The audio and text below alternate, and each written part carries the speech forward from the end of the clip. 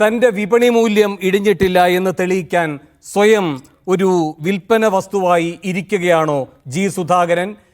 ഈ കോൺഗ്രസുകാർക്ക് സ്വാഗതം, BJP-ക്കാർക്ക് സ്വാഗതം, ആർക്കും എങ്ങോട്ടേക്ക് വിളിക്കാനും അവർക്കെല്ലാം അനുകൂല സാഹചര്യം ഒരുക്കുന്ന സാന്നിധ്യം എന്ന നിലയിൽ വില ഉയരുകയാണോ, വില ഇടിയുകയാണോ സുധാകരന്?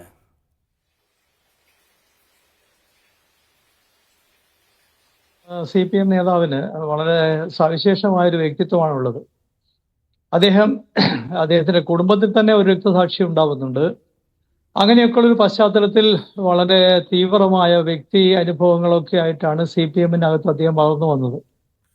അദ്ദേഹത്തിന്റെ ഏറ്റവും പ്രധാനപ്പെട്ട പ്രത്യേകത നമ്മളൊക്കെ ഇപ്പൊ കേരളത്തിലെ പൊതുസമൂഹം അംഗീകരിക്കുന്ന പോലെ അദ്ദേഹം അഴിമതിയുടെ കറപുരളാത്ത CPM-ൽ ഇപ്പോ ജീവിച്ചിരിക്കുന്ന എത്ര പേരുണ്ടോന്ന് എനിക്ക് അറിഞ്ഞുകൂടാ നേതാക്കന്മാരില്. കാരണം അതിന്റെ കഥകളൊക്കെയാണ് കഴിഞ്ഞ കുറെ കാലമായി നമ്മൾ കേട്ടുകൊണ്ടിരിക്കുന്നത്. പക്ഷേ സുധാകരന്റെ ഏറ്റവും വലിയ ശത്രു പോലും അദ്ദേഹം ഒരു അഴിമതിക്കാരനാണെന്ന് പറയില്ല. അദ്ദേഹം PWD വകുപ്പ് ഭരിച്ച ഒരാളാണ്. പൊതുമരാമത്ത് വകുപ്പില് എനിക്കത് നേരിട്ട് അറിയാവുന്ന ഒരു കാര്യമാണ്. പൊതുമരാമത്ത് വകുപ്പ് ഒരാൾ മന്ത്രിയായിരിക്കുകയും അഴിമതിയുടെ സ്പർശമില്ലാതെ പുറത്തിറങ്ങി വരികയും ചെയ്യാന്ന് പറഞ്ഞു കഴിഞ്ഞാൽ കഴിഞ്ഞ കുറെ കാലത്തിനിടെ കേരളത്തിന്റെ ചരിത്രത്തിലെ പ്രധാനപ്പെട്ട രണ്ട് ചോദ്യങ്ങളാണ് ഉയരുന്നത്. ഈ തുടരൻ സന്ദർശനങ്ങൾ ഉന്നയിക്കുന്ന ചോദ്യം അതാണ് എന്ന് തോന്നുന്നു.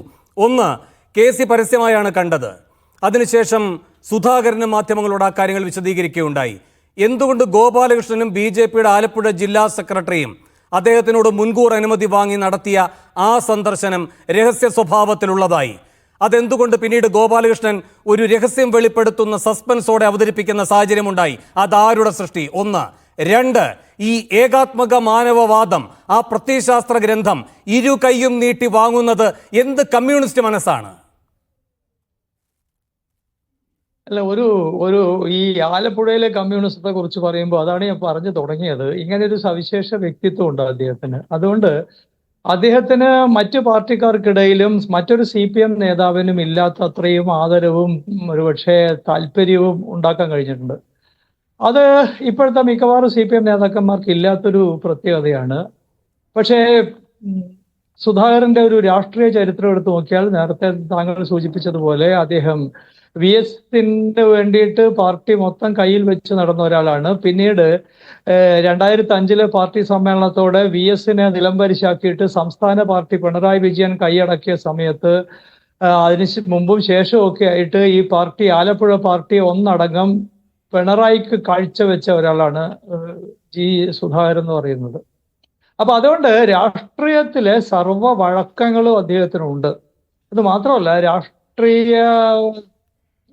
രാഷ്ട്രീയത്തിലെ ബന്ധങ്ങളൊക്കെ നിലനിർത്തുന്നതിൽ വളരെ വളരെ വ്യക്തമായ ഉദാഹരണത്തിന് എഴുത്തുകാരനായിട്ടുള്ളൊരു CPM നേതാവ് ഇതുപോലെ പ്രത്യേകിച്ച് അദ്ദേഹം കവിതയാണ് എഴുതിക്കൊണ്ടിരുന്നത്. കവിത എഴുതുക എന്നുള്ളത് അദ്ദേഹത്തിന്റെ ഒരു വലിയ താല്പര്യമായിരുന്നു. ആ കവിതയെക്കുറിച്ച് നമുക്ക് ഭിന്നാഭിപ്രായം ഉണ്ടാവും. പക്ഷെ പല കവിതാ സമാഹാരങ്ങൾ അദ്ദേഹം പുറത്തിറക്കിയിട്ടുണ്ട്. അദ്ദേഹത്തിന് ഈ സവിശേഷമായൊരു സാംസ്കാരിക താല്പര്യം ഈ നിലയിലുണ്ട്. പക്ഷേ അദ്ദേഹത്തിന്റെ CPM-നകത്തെ അദ്ദേഹത്തിന്റെ ജീവചരിത്രം എടുത്തു നോക്കിക്കഴിഞ്ഞാൽ അദ്ദേഹത്തിന്റെ ചടുലമായ പല നീക്കങ്ങൾ, വളരെ അപ്രവചനീയമായ നീക്കങ്ങൾ അദ്ദേഹം നടത്തിയിട്ടുണ്ട്. അതാണ് VS-ന്റെ വിശ്വസ്തനായിരുന്നു. പിന്നെ പിണറായിക്ക് പാർട്ടി പിടിച്ചു കൊടുത്ത ആളായിട്ടാണ് അദ്ദേഹത്തെ കാണുന്നത്. അതിന്റെ പുറത്താണ് അദ്ദേഹം പിന്നീട് പല സ്ഥലങ്ങളിലും എത്തിപ്പെടുന്നത്.